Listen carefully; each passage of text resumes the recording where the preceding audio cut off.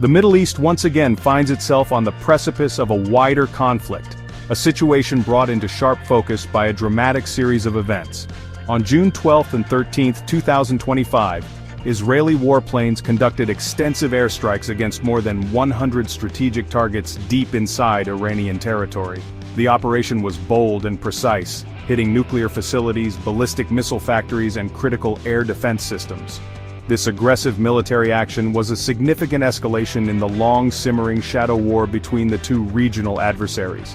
The strikes demonstrated Israel's capability and its willingness to act unilaterally to neutralize what it perceives as an existential threat from Tehran's military and nuclear ambitions.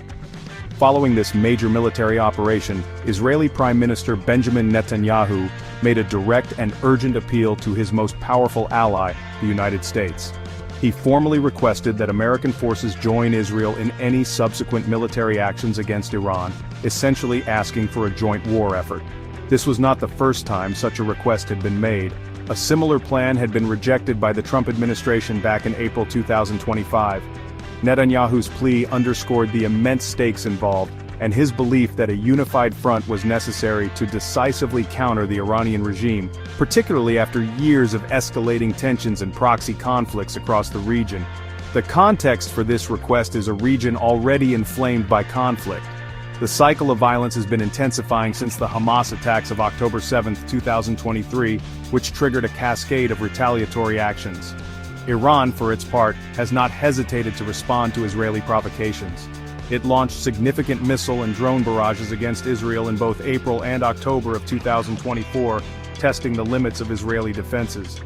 The recent Israeli strikes in June were, in many ways, the culmination of this dangerous back and forth, pushing the long-standing hostilities out of the shadows and into the open, threatening to engulf more nations in the process. In response to Israel's devastating strikes, Iran's retaliation was swift and predictable, though largely symbolic in its immediate impact. On June 13, Tehran launched a wave of at least 100 drones and a volley of ballistic missiles aimed at Israel. While these were reportedly intercepted, the message was clear: Iran would not absorb such an attack without a response.